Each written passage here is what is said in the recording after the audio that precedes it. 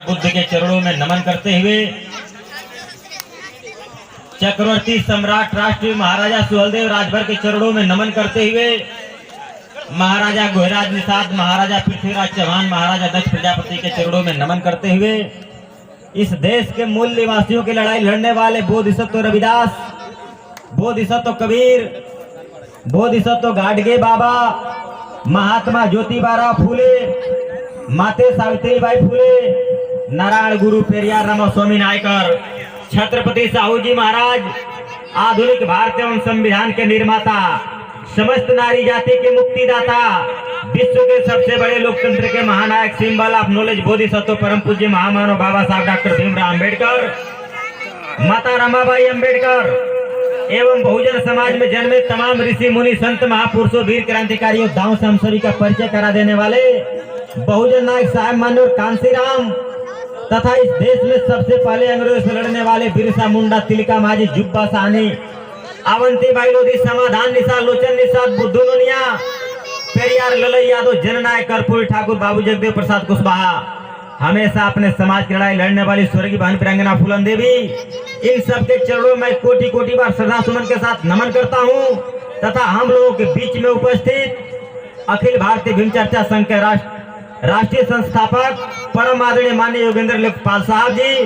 तथा अखिल भारतीय भीम चर्चा संघ के राष्ट्रीय अध्यक्ष हम लोगों के बीच में उपस्थित आदरणीय परम श्रद्धेय माननीय अनिल क्रांति जी तथा मिशन गायक पुरुषोत्तम बौद्ध जी, धनंजय राजभर जी,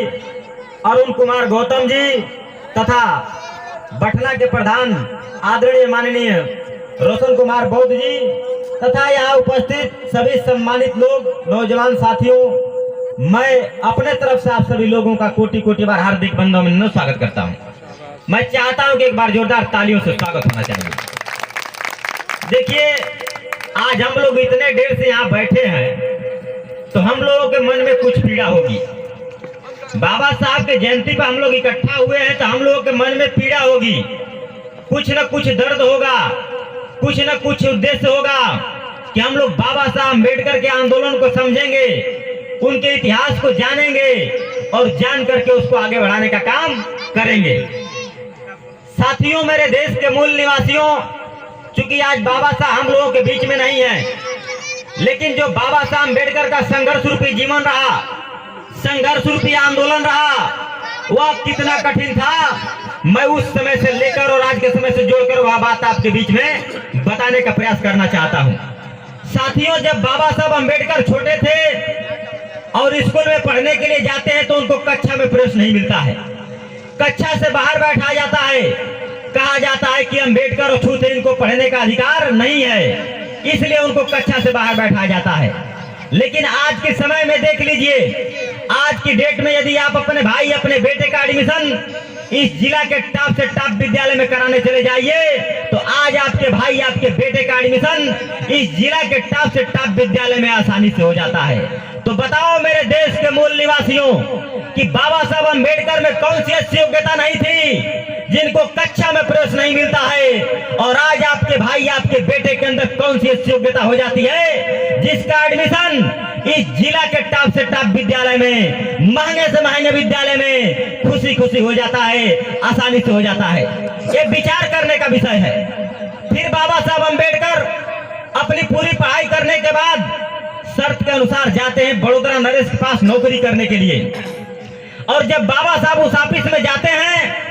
तो उस ऑफिस में इसी तरह से रेड कलर की टाट बिछाई गई थी, और यही बाबा साहब ऑफिस में प्रवेश करते हैं उनके सामने से उस टाट को हटा लिया जाता है, वहां भी उनका अपमान किया जाता है। लेकिन आज के समय में देख लीजिए, आज की डेट में आपका भाई, आपका बेटा पढ़ लिख करके IAS IPS क्लास 1 क्लास 2 का ऑफिसर बनता है और उस ऑफिस में जाता है। 2 दिन पहले यदि उस ऑफिस के हेड डिपार्टमेंट को पता चल जाए कि साहब 2 दिन के बाद इस ऑफिस को ज्वाइन करने वाले हैं तो 2 दिन पहले उस ऑफिस को सजा दिया जाता है और कहा जाता है कि देखो कुछ कमी न रह जाए जिसको साहब आए और देखकर नाराज हो जाएं। यानी आपके भाई, आपके बेटे के लिए 2 दिन पहले से ऑफिस को सजा दिया जाता है। तो बताओ मेरे भाइयों और बहनों, नौजवान साथियों, कि बाबा साहब अम्बेडकर में कौन सी ऐसी योग्यता नहीं थी जिनके सामने से उस टाट को हटा लिया जाता है, और आज आपके भाई आपके बेटे के अंदर कौन सी ऐसी योग्यता हो जाती है जिसके लिए 2 दिन पहले से उस ऑफिस को सजा दिया जाता है। फिर बाबा साहब अम्बेडकर उस ऑफिस में बैठकर अपने चपरासी को कहते हैं कि फलाना हमें 1 गिलास पानी पिला दो, हमें प्यास लगी है। वह चपरासी क्या कहता है? वह चपरासी कहता है कि डॉक्टर अम्बेडकर, आप कितना पढ़े लिख लिए हैं तो क्या मैं आपको पानी नहीं पिला सकता?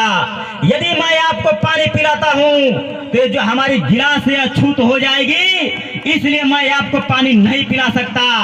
अपने लिए अलग से घड़े का व्यवस्था कर लीजिए। लेकिन आज का समय देखिए मेरे देश के मूल निवासियों,